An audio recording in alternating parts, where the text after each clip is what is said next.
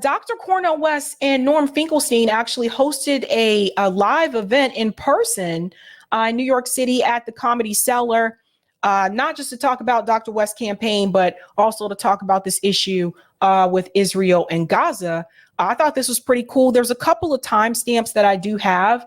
I do want to start with this portion here where Norm Finkelstein is speaking about what it is like for people who live in Gaza. And he's comparing that to the younger people in the United States. So younger people in Gaza, what their future looks like. And he's comparing that to what the future of younger people in the United States looks like. I think people need to hear this. I thought this was a pretty deep conversation. Spent really the last 15 years just chronicling in detail the kind of battery that these people have been subjected to. I think part of the reason that sometimes people can't get where I'm coming from is because they didn't live for 15 years reading about what goes on in that place.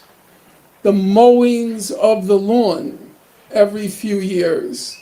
And then the fact that people, young people, they were born into a concentration camp. That's just the fact. They have no past, no present, no future.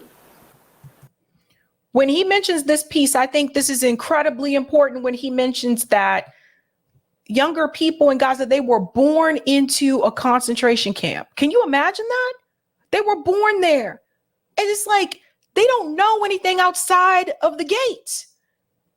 They're fenced in like cattle. They don't know. You can't even leave Gaza without special permission from the state of Israel. And that's if you need to go to a hospital in Israel because you need to have some type of surgery or procedure done that's more advanced that maybe the hospitals in Gaza can't handle, right? But this is all they know. And they have no jobs, no prospect of family, nothing. So when October 7th came along, of course I was shocked by what happened, but I wasn't prepared, and even here I had some differences with Dr. West. I was unwilling to condemn. And I think the reason, and Dr. West can disagree with me, and I have no problem with that, I don't think he lived for 15 years with chronicling day after day what's been done to these people. And now I get to the final point. Gaza is a kind of metaphor for what's been done to the younger generation in this country. No future, a precarious present, and a futureless future. It's, for me, breathtaking how many young people I meet who have no job or just a gig or 2 gigs or 3 gigs.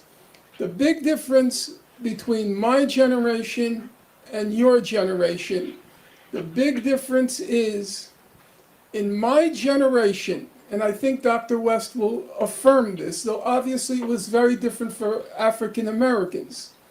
But they were called, famously in this book by Michael Harrington, they were called the other America. But for mainstream America, whether it be you, or you, if you were a young person, you could dream. And you know what? There was a very high probability that your dream could come true. If you said you wanted to be an actor, you wanted to be a stage director, you wanted to be a musician, you wanted to be an orchestra leader, you had those dreams in high school, and lo and behold, 10 years later, I meet my friends from high school. He did become an actor. She did become a stage director. He, she, he, they all became medical doctors. And we did not come from a privileged background. Absolutely not. We were the lower middle class. You take, for example, our current Senate Majority Leader, Chuck Schumer. He went to my high school. He was 3 years ahead of me. Guess what? You know what his father was? His father was an exterminator. Yes, I know there's a... I know. So one thing I wanted to add here, that's really funny. I didn't know that before this, that Chuck Schumer went to the same high school as Norm Finkelstein. That's really interesting, but that's funny. His dad's a Terminator. But one of the things I wanted to mention that he referenced in reference to the younger people not having a future. So the younger people in Gaza is true. It's like they have no future, hardly no jobs, etc. And he was talking about how that compares to younger people in the United States today. Like a lot of them are working like gig jobs here and there. And I see it too. I've seen it. Even some of the students, former students that I've had at some of these elite institutions that I told you about, they're just doing like gigs here and there. And I have to explain to people where that came from, at least from what I was able to see in my adult life. If we go back to the housing crash of '08, this is when I really started to see things change for my generation. So I'm a millennial. What people have to remember is when the housing crash happened in 2008, the people who had jobs that actually could have retired, a lot of those people chose to hang on to those jobs and not retire because we were going into a recession, right? So the housing market crash was really bad. So that's something I remember. So you had people that were at a point where they could retire and they decided to hold on to those jobs because we were going into the housing crisis, right? Then you had the generation before me, which is Gen X. No shade on the Gen X peeps.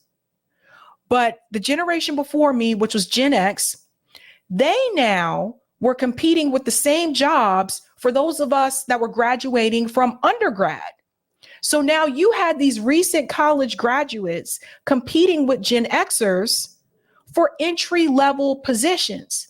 So when the retirees held on to those positions and the Gen X people who were already in employment held on to their spots, next thing you know, those entry-level positions now required 3 to 5 years experience, whereas before they did not. This is when I saw that shift. And I believe that's why, going all the way back to '08 housing crisis, I believe that's why even today, a lot of the younger people, their future is bleak when we look at the job market, is because all those requirements changed after the housing crisis. Now, let's keep it real. Obviously, you're not going to have 3 to 5 years experience for an entry-level position if you're just graduating undergrad, right? Obviously, you're not going to have that. And that's what held some of the millennials back. So we ended up taking odd jobs. A lot of us took retail jobs. A lot of us worked in restaurants. And, you know, that kind of stalled like progress for some of us. But that's the reality of the situation. Again, no shade on Gen X, but I'm just keeping it real. Let's go back in. There's a coincidence there.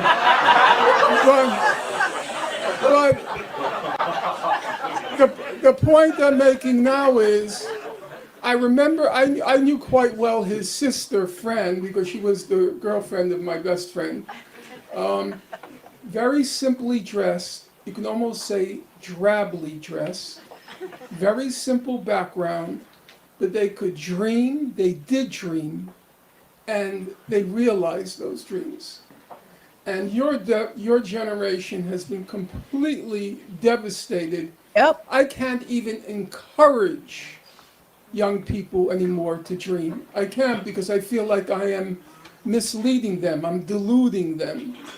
And so I think there is at a deeper level, just as during the George Floyd demonstrations, where you saw the white young people in the demonstrations, they were so angry. And I don't think it was just anger at George Floyd's killing, it's anger at the system that's wrecked the lives of young people. I'm still surprised that we have not had a class war revolution in this country yet. I am really still surprised, given federal minimum wage is still $7.25 an hour, given the fact that young people are struggling to get jobs, living in a gig economy that doesn't want to give you benefits. Everyone still doesn't have health insurance in this country. I am still surprised that we have not had that in this country. And I feel like it's because people, you know, we've been taught to blame ourselves. And sometimes people do make bad decisions individually, but we're not controlling the system. I told you about the powers that be, like the billionaires, et cetera. We're not the ones in control of the system and how things work systemically in this country. So I've always been kind of like shocked in reference to that. And that's the identification with George Floyd. It's the identification with the people of Gaza. These people who are battered, and battered by this sick system. And now we have, and I mean this sincerely, and maybe it's just complete wishful thinking, but I'm hoping against hope. Dr. West, his campaign had a couple of false starts. I think he'll acknowledge that. And I said, okay, it's something new for him.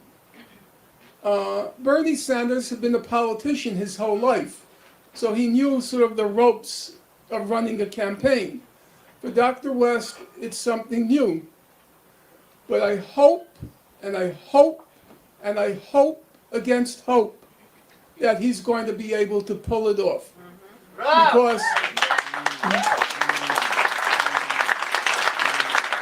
there are many things to be said about Dr. West, and most of you already know him by reputation. There was one thing I learned very belatedly. Okay, now I want to go to another part because it follows up with that when they start to get into this discussion here a little bit about W.E.B. Du Bois. And there's something I want to share with you that W.E.B. Du Bois said a long time ago that I wish more Americans were paying attention to. But let's get into this part here. But the way of life that's being enacted in that language. And it comes from, this is why my campaign actually had a kickoff in Mississippi. I said, we went straight to the Delta, Mississippi. That's where we're going to start this campaign. How come? We start with the blues. And the blues ain't nothing but a personal narrative of catastrophe lyrically expressed. So you begin with catastrophes. It could be 1492 with indigenous peoples. It could be 1948. It could be 1848. It could be so many other historical moments where you start with catastrophe. One of the reasons why the American empire is in such deep spiritual decay and moral decadence is because, like all empires, and there's been 70 of them since the beginning of the human species going back to Africa, the United States is the 68th empire. America is the 68th empire in the history of the species.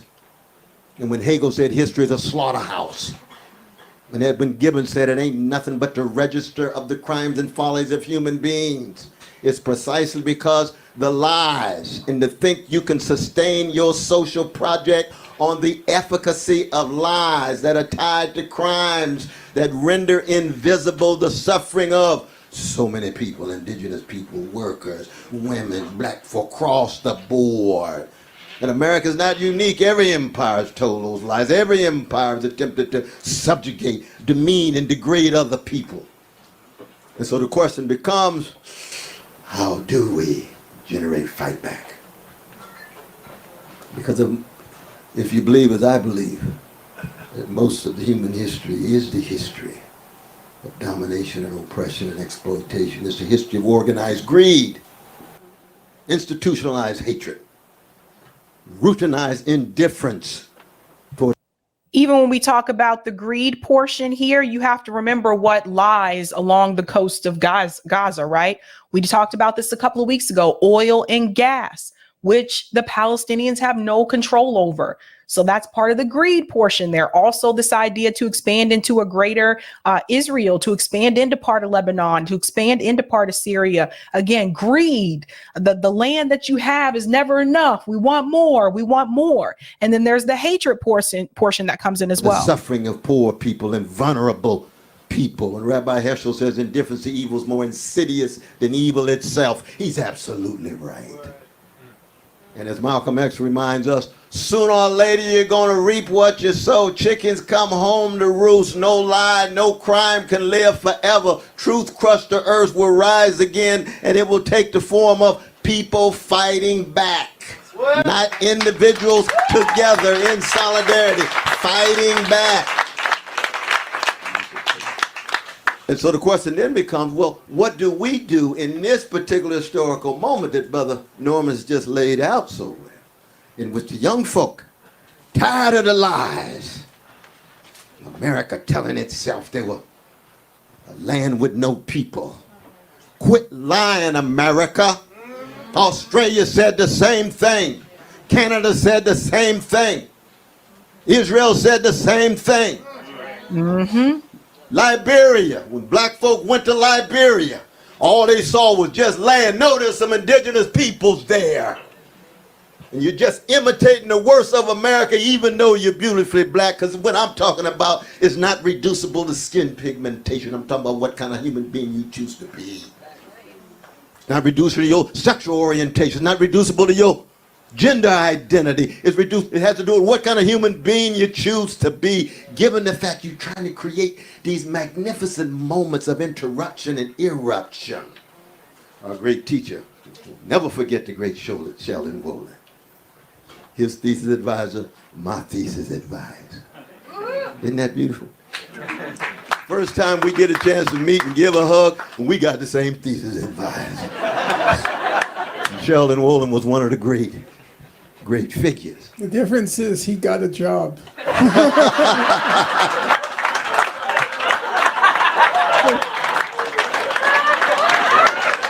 That's the truth. Yeah, so it was interesting. There were some funny parts as well. Norm said he got a job.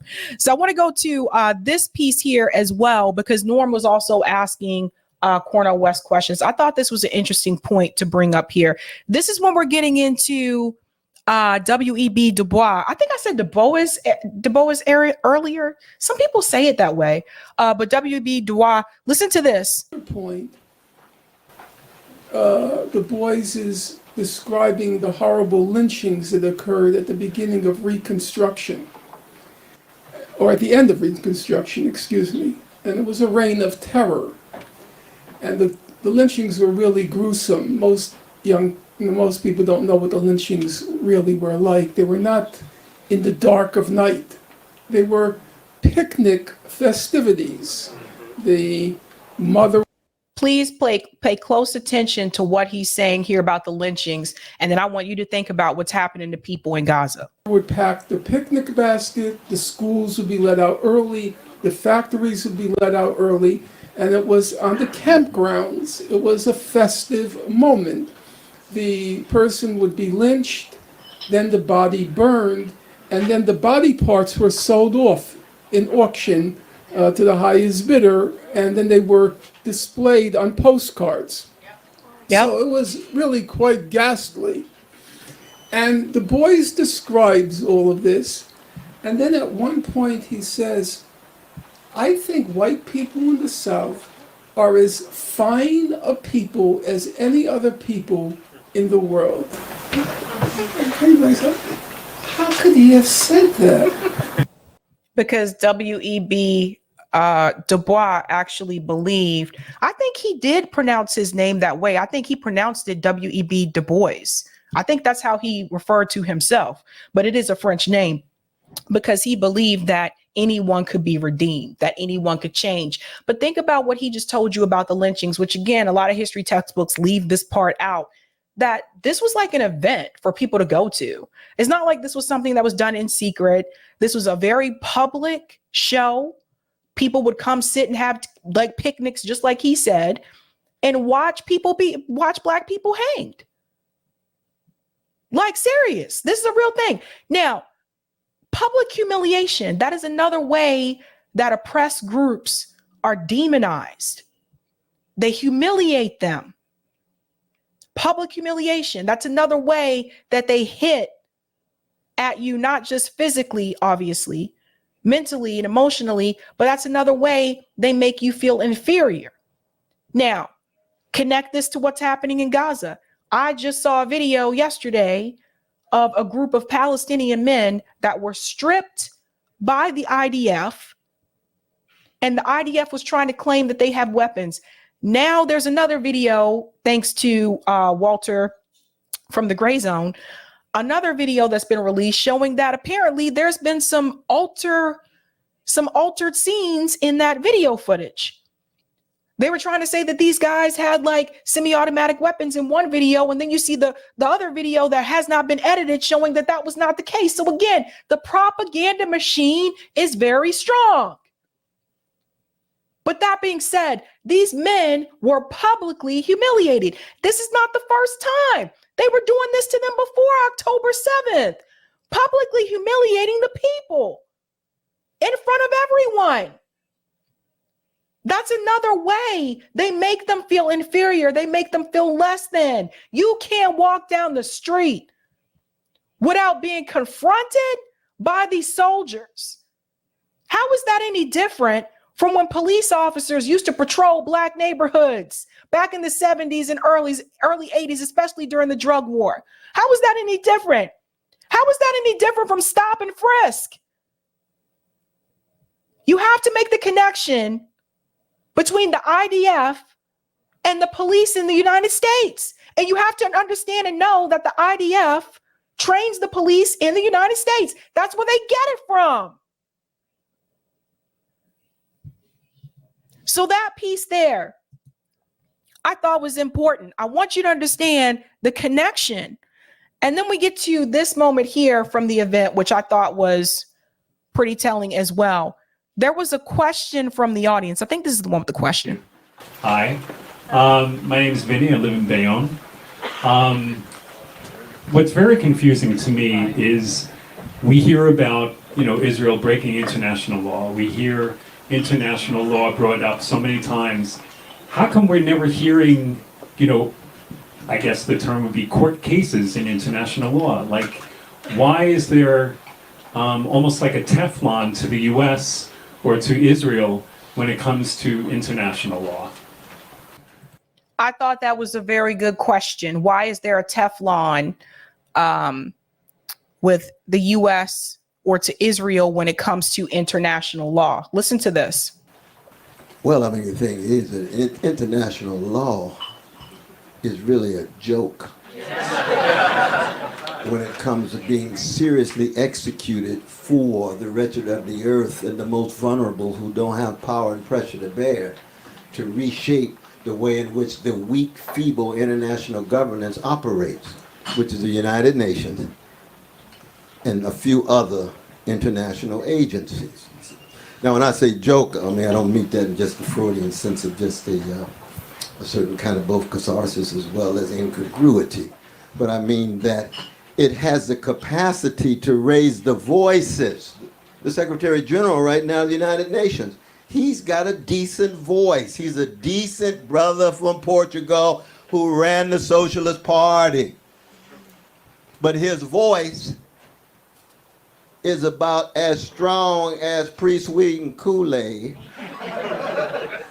when it comes to execution within his own institution. Because the imperial powers can veto anything. The American Empire had the nerve to veto a humanitarian ceasefire in the face of genocidal assault. And they were the only country to do so, for those who are not aware. Now, the UK abstained. The UK just kind of a lot of times follows what the US does, but the UK didn't vote against it, but they chose to abstain, which is really interesting considering Britain was the one that chose Palestine as the place to settle. But the US was the only country that voted against it. That tells you something. My God, how low can you go? I mean, even those Southern elites didn't talk about, well, how wonderful this lynching is every day to kill 7,000 children in 40-some days. How sick can you get? But it's been done before. Yep. It happened in Rwanda. It happened with Armenians. It happened with Jews in Germany. It's been done before. It's a human thing at our worst. So in that sense, when they say international law, And the Palestinian brothers and sisters are saying, where is the international community? And we say in Comedy Cellar what? Here we are. We care about you. We see you. We're in solidarity with you. We just don't have the institutional power at the moment. I hope they know, because, you know, if you're trying to flee, you know, you're at war and you're spending most of your time trying to flee or finding food wherever you can at this point in time, just keep in mind, like, they're not sitting at home watching TV. They're on the move. And tomorrow they could be on the move somewhere else, just trying to get out of the line of fire, or they're trying to dig someone out from the rubble. So I don't know. And in Israel, they've killed a lot of the journalists. So I don't even know if people in Gaza know that there are a lot of protests that have been happening all across the world, not just in the Middle East, but all across the world in favor of the Palestinian people and their right to self-determination and to end the genocide. So I hope they know, but I don't know if they do, you know. But this vote from the United States, it makes us look really bad. And I want people to understand that not everybody here agrees with that. In fact, I would say the majority of people do not agree with what is happening to the Palestinian people. But I think this vote makes us look really bad. And it makes me wonder, this vote from that guy, that gentleman from the UN, who, by the way, he's an alternate. He's not even the permanent person for that position. He's the alternate for that position. And his vote actually had so much power. An alternate. So for Mr. Woods to make that vote, he is representing the United States. And that can give the world this impression that this is how Americans feel. When the majority of us, I would say, do not approve of what Mr. Woods did. This is how these representatives put us in the line of fire. They make us look bad. But we raise our voices because we know that international law, and he's laid out in the magisterial text that he's written on Gaza and other texts. We know that it's a joke when it comes to serious translation. And that's a sad affair, but we should never allow the sadness to have the last word. Never. We got a right to be sad. We got a right to keep swinging and fighting. We got a right to keep serving the people. We got a right to lay out our vision and our analysis. And they say, well, you've got the chance of a snowball in hell of winning. You say, well, oppressed people been told that for hundreds and hundreds and hundreds of years. And keep track of the fight back. Be a part of the fight back. Keep your integrity, honesty, and sensitivity, and your humility. As I said before, we all crack vessels now. We all fall short. Okay, and then I want to get to the final piece here, which is a question from Norm Finkelstein in reference to what Cornel West will do in the end. I think people need to hear this as well. I want to just say just a comment Sure. on what you just said. Because I take seriously the campaign and possibility. I think one has to be principled. If you're not principled, you're going to lose people. Bernie was able to get as far as he did because people trusted him. That was the bottom line. He had a 50-year track record. So people thought, okay, this guy is the real deal. And I think that was a large reason why he was able to gain. Of course, it was his platform. But, you know, Marianne Williamson took over his platform and she ain't going anywhere. It's his track record. It says 50 years. So you have to be principled. However, I do believe you have to be strategically flexible. Yes. In the case of your campaign, and this will be a disagreement, and that's fine, since Dr. West tolerates agreeing to disagree. I do not believe you have to start off saying we're going to the end no matter what. I understand where that sentiment is coming from, but I do believe it's perfectly possible. You get to October You see that you can't get more than 20% of the vote. That's very optimistic, but I do believe it's possible. You see that you can't get more than 20% of the vote. It's perfectly reasonable among adults, and we have to treat the constituency as adults, not children, to simply say to them, I'm not going to get more than 20% of the vote, which means I'm not going to win. However, I think we can put forth 4 demands and make those demands non-negotiable.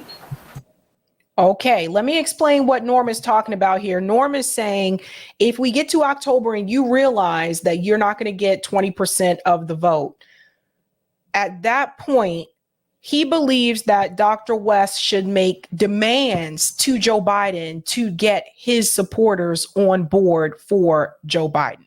And he'll explain a little bit more of this as well. But this is, different from what, Dr. West said, which is that he's in it all the way to the end.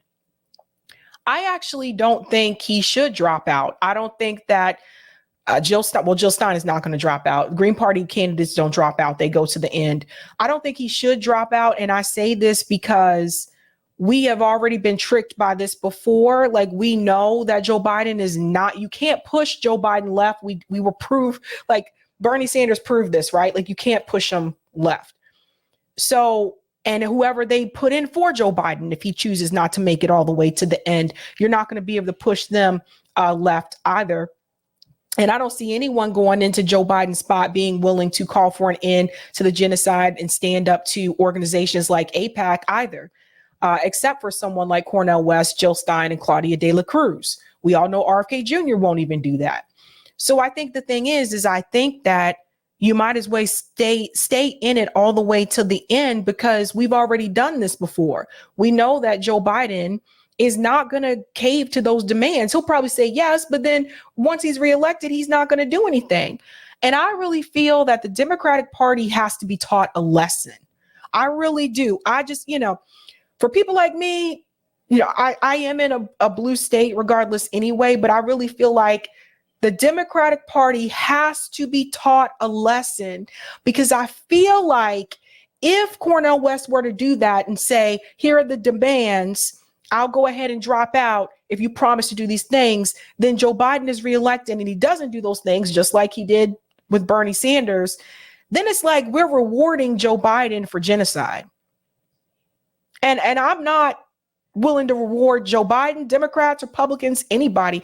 I think this is really the chance to disrupt the duopoly. I really think this is our chance to do that with Dr. West, Jill Stein, Claudia De La Cruz, and even RFK Jr. and his crazy ass, with all of them running together outside of the two-party system. Guys, I think this is our best shot to really disrupt it. That doesn't mean that either one of them may win, but I think we really have to cause a ripple effect, right? We got to start sometime. Not 10 years from now, not 20 years from now. So I disagree with Norm there. You say to Biden, you could start off with a simple demand. You got to free Julian Assange. That has to be, that's a non-negotiable demand. Number 2, and I see it all the time, that student debt has destroyed a generation. It has destroyed a generation. You promised to get rid of it before, you didn't. You're going to have to make an ironclad promise to do it this time. Not just Israel. Well, that's a separate issue. You put forth 4 demands. You say these are not negotiable. Either you give in to those demands or you don't get my 20%. You give in, you get my 20%. Now, some people will say, of course they're going to say yes, and then they're not going to keep their promise. That's okay. I'm one of those people. I'm one of those people that say they're not going to keep the promise. Because it's not over with Election Day. That was the big problem with Bernie. He ended it on Election Day. Cornel can still say now, you broke your promise, we're going to fill the streets. And people will respond to that because a promise was made, the promise was broken, and the struggle continues. So I think we have to be principled but not foreclose possibilities in the future. Yeah, so this is where I think Norm and I disagree, because like I said, we've been through that before. And Bernie said he was going to be outside with his people if he lost in the streets, and we know that didn't happen. Granted, I know Dr. West is not Bernie Sanders, but I really just feel like the Democratic Party needs to be taught a lesson. They need to be taught a lesson that they can't continue to sit up here and lie to voters and treat working class people the way that they've treated them. They can't continue to pander to the African American community without doing anything for African Americans in this country. And especially if you're African American, I would tell you, oh, hells to the no, do not support them. Because the thing is, what are they doing for you? Every other group gets concessions from the Democratic Party except for African Americans. So there's no point. I think the Democratic Party needs to be taught a lesson. So that's where I do disagree with Norm there. But I want to show you what W.E.B. Du Bois, or whatever you guys want to call him, Du Bois, he referred to himself as Du Bois. I'm going to show you something really quick that he said called Why I Won't Vote. This was in reference to the two-party system. And it's this piece right here. In 1956. In 1956, I shall not go to the polls. I have not registered. I believe that democracy has so far disappeared in the United States that no two evils exist. There is but one evil party with two names, and it will be elected despite all I can do or say. There is no third party. On the presidential ballot in a few states, 17 in 1952, a socialist party will appear. Few will hear its appeal because it will have almost no opportunity to take part in the campaign and explain its platform. So things are a little bit different now. This is before there was a Green Party. This is before there were more people willing to run independent. But guys, W.E.B. Du Bois told you back then, 1956, I will not go to the polls there because there's no such thing as two evils exist. Here we are in 2023, and mainstream media pundits have continued to tell us over the past couple years that there is a lesser of two evils. And this goes to show you how much people have read and how much people know about history in this country. Because if people were reading W.E.B. Du Bois, the people would know he told you back then there was no such thing as the two evils. There's one evil.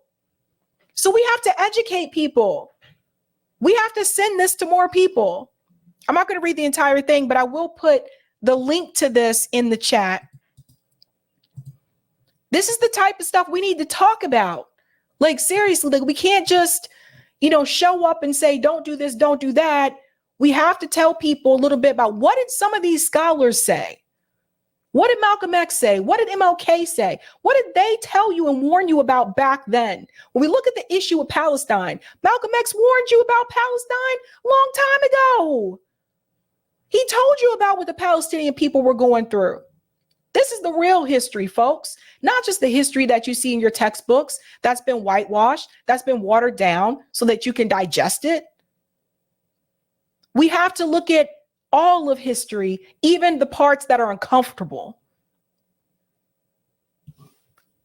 So think about what he said. There is no lesser two evils. This is what we've been trying to tell people. Evil is evil. But he continued to say back then, if a voter organizes or advocates a real third party movement, he may be accused of seeking to overthrow this government by force and violence. Does this sound familiar, guys? Read that when you get the chance to do so. Did I put it in there, Eric? Yeah, it's called W.E.B. Du Bois, Why I Won't Vote, Why I Won't Go to the Polls. Read that when you have an opportunity to do so. I think a lot of people need to hear that. I'll take that comment on Rockfin, Eric. This is why history is important. Thank you for the tip, Rockfin Roger. Chuck's ancestors originated from the town of Chorkiv, Galatia, in what is now Western Ukraine. Schumer attended Brooklyn Public Schools, scoring 1,600 on the SAT and graduating as the valedictorian of James Madison High School in 1967. Bernie graduated from the same high school in 1959. Yep, Sabs, Chuck, Bernie, and Norman all went to the same Brooklyn High School. That is wild. That is wild. Okay. All right. And I'll go to these comments here. Travis says French Sabby Dubois. I know, but he called himself Dubois. We need critical thinking. You don't change the uniparty. The uniparty changes you. Good third party or bust is a must. Thank you so much for that. Again, please read that from W.E.B. Du Bois, Why I Won't Vote. It is very important that you read that. It is longer than what I read for you because I do have a hard stop, but please check that out, guys.